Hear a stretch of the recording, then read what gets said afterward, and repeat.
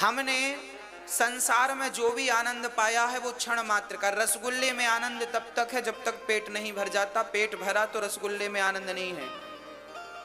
भोजन का आनंद तब तक है जब तक भूख हो, पानी का आनंद तब तक है जब तक प्यास हो। स्त्री और पुरुष में भी आनंद क्षण मात्र का है। पुत्र के मिलन में माँ अपने बेटे को गले से कब तक लगाएगी? 1 मिनट तक चिपकाएगी, 2 मिनट तक चिपकाएगी, 5 मिनट तक चिपकाएगी, 5 मिनट बाद बोल देगी जा खेल। थोड़ी छाती से लगाए रहेगी, जा खेल। अरे माँ अपने बेटे को गोद में लेगी, कितनी देर लेगी? उसे आनंद आता है पुत्र को गोद में लेने में, पर कितनी देर लेगी? माँ अपने बच्चे के गालों को कब तक चूमेगी? 2 बार चूमेगी, 5 बार चूमेगी, 50 बार चूमेगी, फिर तो तार के रखे ही देगी। संसार का हर सुख जो है क्षणिक है, चाहे माँ पुत्र का हो, चाहे पति पत्नी का हो, चाहे खाने का हो, चाहे सोने का हो। हम खूब सोएं, खूब आनंद आएगा, पर वो भी क्षणिक है। नींद खुली फिर नींद नहीं लगती, अब जागते रहो, करवट बदलते रहो। ये जो आनंद है क्षणिक आनंद है। इसे बड़ा करना हो तो क्या करना पड़ेगा? बोले आप भगवान की शरण में जाएंगे तो ये जो छोटे छोटे टुकड़ों में आनंद हमें मिल रहे हैं। अच्छा, एक किसान है, उस किसान की 1 बीघा जमीन यहाँ है और 1 बीघा जमीन 4 किलोमीटर दूर है, फिर आधा बीघा 2 किलोमीटर दूर है, फिर 2 बीघा आधा किलोमीटर दूर है। उसकी 50 बीघा जमीन है, पर वो टुकड़े टुकड़े में है। तो बताओ उसका कोई अर्थ निकल रहा है? कोई आनंद है उसका? और वो 50 बीघा एक साथ होती तो मजे थे, हाँ या ना? बोलो हाँ कि ना?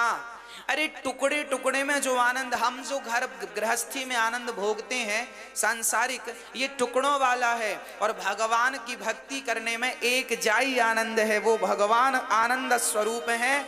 एक साथ 50 बीघा है। जब यहां से पुण्य करके तुम जाओगे भगवान के धाम, गौलोक धाम, तो भगवान वहां आनंद की अनुभूति कराएंगे, वहां आनंद है। ये संसार सागर है, इस संसार में आनंद टुकड़ों में है। अच्छा, आप बताओ, आपके परिवार में, आपकी गृहस्थी में 3.5 घंटे हम आपको रोज कथा सुनाते हैं 7 दिन तक, और आप जब से सुनते हैं जब तक आरती नहीं हो जाती तब तक आपको आनंद का अनुभव होता है, हाँ या ना? कथा में इतना लंबा आनंद संसार में आज तक आपने किसी भी सब्जेक्ट में पाया हो तो मुझे बताओ। 3.5 घंटा आप कथा नित्य सुनते हैं, आपको 3.5 घंटा पता नहीं चलता, मतलब आनंद की अनुभूति होती रहती। आनंद आ रहा, इस कथा में, इस प्रसंग में, इस दृष्टांत में, इस भजन में आनंद आ गया। ये आनंद 3.5 घंटा रोज आता है, कंटिन्यू आ रहा है। अब बताइए, रेगुलर 3.5 घंटा आपको घर में कहाँ आनंद आता है? ऐसा कौन सा काम है जो 3.5 घंटे आप करते हैं? क्या 3.5 घंटा खाएंगे? खाने का आनंद कितना है? हाँ, खाने का आनंद ज्यादा से ज्यादा 7 मिनट का है। हाँ,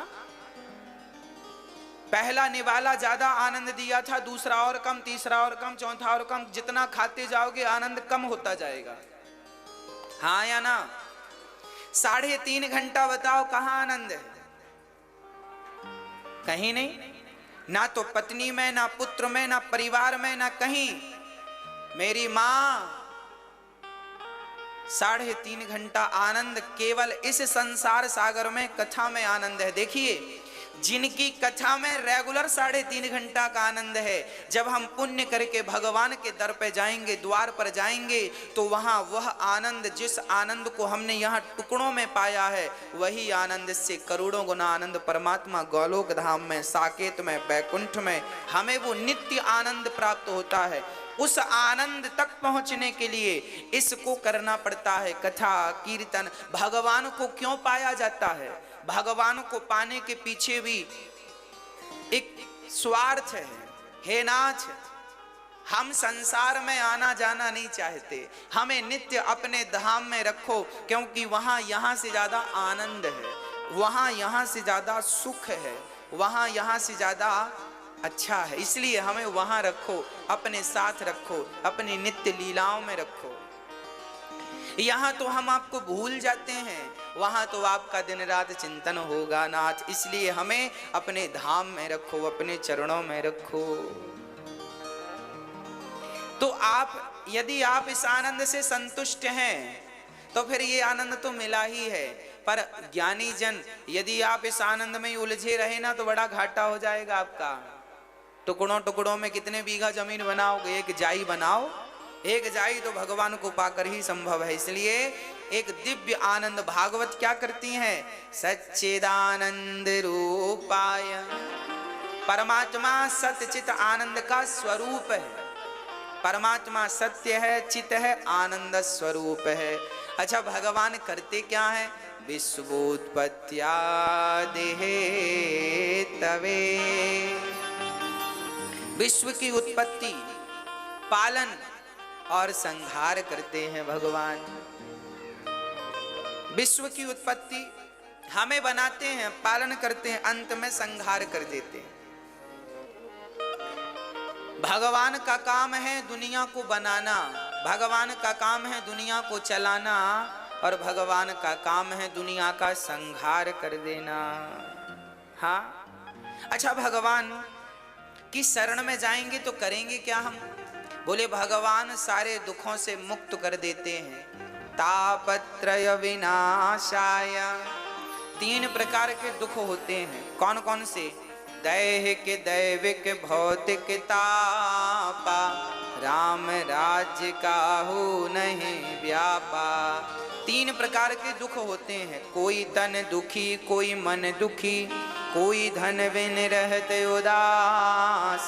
थोड़े थोड़े सब दुखी, सुखी राम के दास। कोई तन से दुखी है, कोई मन से दुखी है, कोई धन से दुखी है। अच्छा, दुखिया संसार है, क्यों?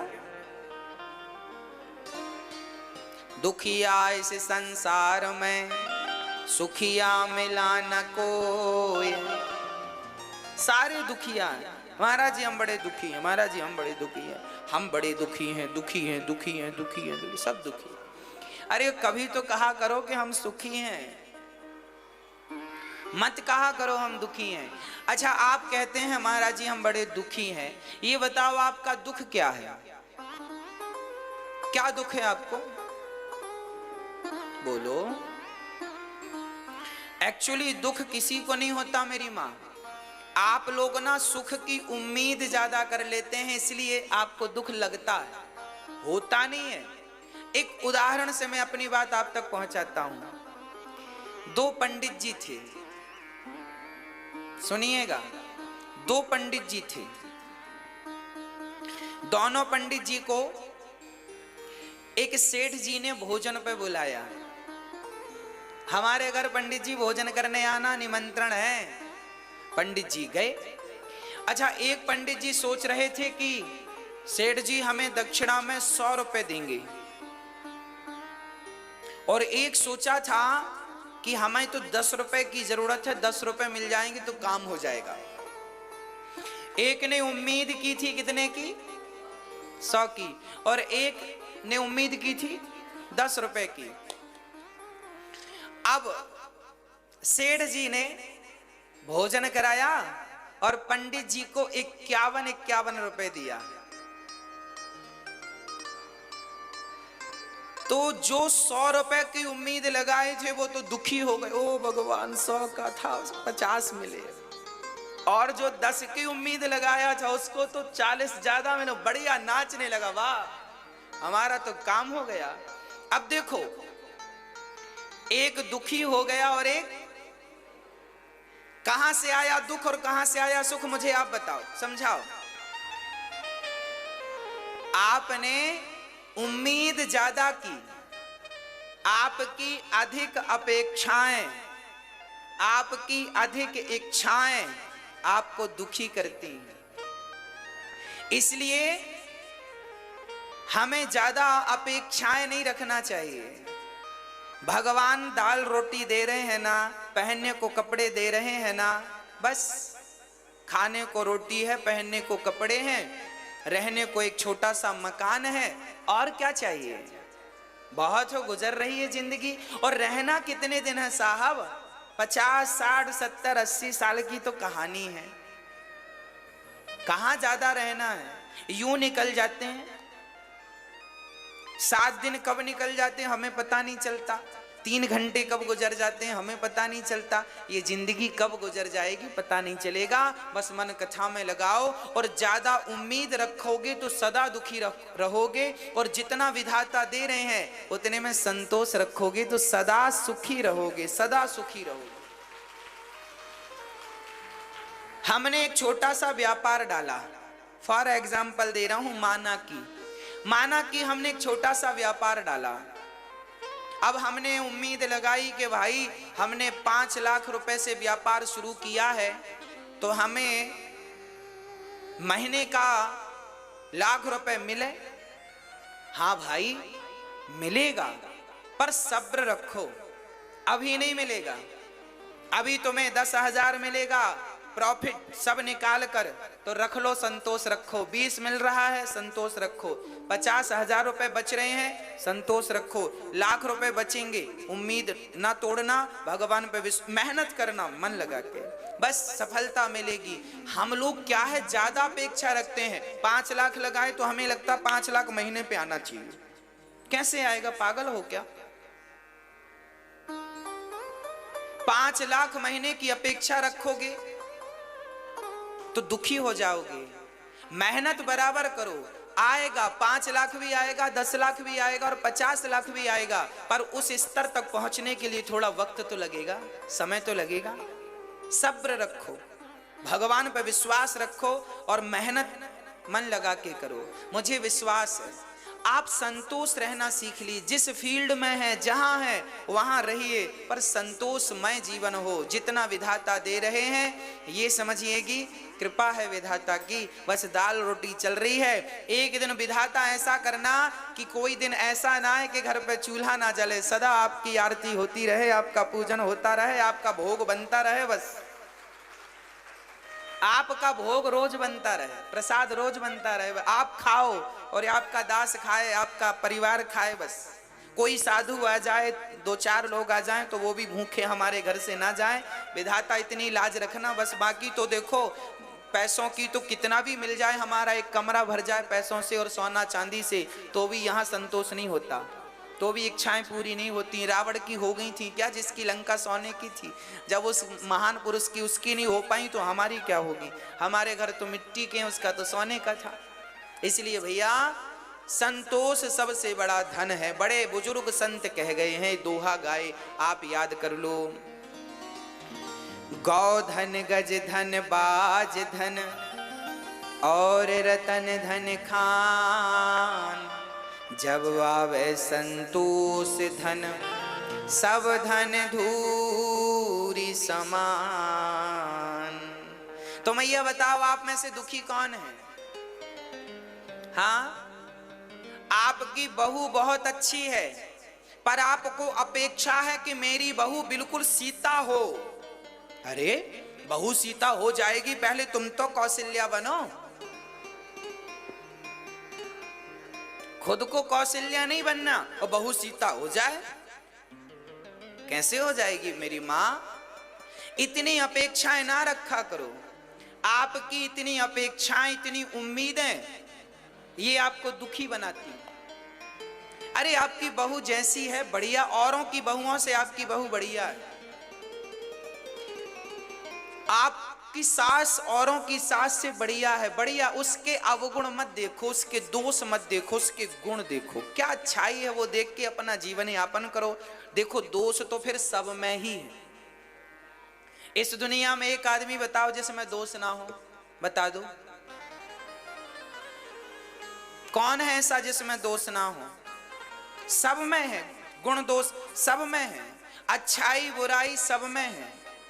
आपको क्या देखना है वो आप देख लीजिए। अच्छाई देखिए, आपकी सास बहुत अच्छी है, आपकी बहू बहुत अच्छी है, आपका पति बहुत अच्छा है, सब बहुत अच्छा, आपकी इनकम कमाई सब अच्छा है, आप बहुत अच्छे हैं। आप पॉजिटिव रहिए ना, आपके पास सब कुछ बढ़िया है, आपके घर में किसी चीज की कमी नहीं है, सब है, फिर भी आपको रोना तो है। महाराज जी ये नहीं है, जो है उसमें संतोष नहीं है, जो नहीं है उसके लिए आंसू हैं बस।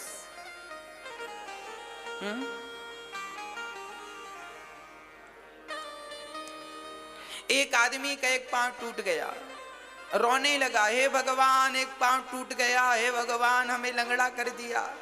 मैंने बुलाया यहाँ आओ। मैंने कहा जब दोनों पांव थे तब तुमने भगवान का धन्यवाद दिया? हे भगवान बहुत धन्यवाद, आपने पांव दिए, हम दौड़ते हैं, और अब टूट गया तो शिकायत करने आ गए? हाँ, अरे जब दोनों थे तब क्या धन्यवाद दिया? नहीं दिया। जब परमात्मा ने सब दिया था तब तो धन्यवाद नहीं दिया, अब कुछ कमी रह गई तो तुम शिकायत करने चले गए। इसलिए जो है वो बहुत ठीक है। यदि एक पांव नहीं है तो भी विधाता का धन्यवाद दो कि कम से कम एक तो है, एक तो है। हम यदि 1000 रुपए की साड़ी नहीं पहन पाते, 200 रुपए की साड़ी पहनते हैं तो भी भगवान को धन्यवाद दो, प्रभु हम 200 की साड़ी पहनते हैं, इसका धन्यवाद। समाज में वो लोग भी हैं जो 200 की क्या आप अपनी उतार के देते हैं तो लोग पहन लेते हैं, उनसे तो अच्छे हैं कि आप खरीद के 200 की पहनते हैं। अरे समाज को आपने देखा नहीं है, लोग एक एक रोटी को तड़प रहे हैं और आपको जितना दिया उसके बाद भी शिकायत है, फिर भी रोना है। कब मिटेगी ये शिकायतें? कब बनोगे अमीर? परमात्मा ने सबको अमीर बनाया है, तुम जबरदस्ती रो रहे हो तो कोई क्या करे? कुछ कमी नहीं है किसी के घर में, फिर भी रोना है तो अब रो क्या करे? इसका क्या इलाज है?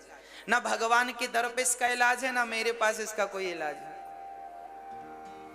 इसलिए जितना विधाता ने दिया है उसमें संतोष रखा करो।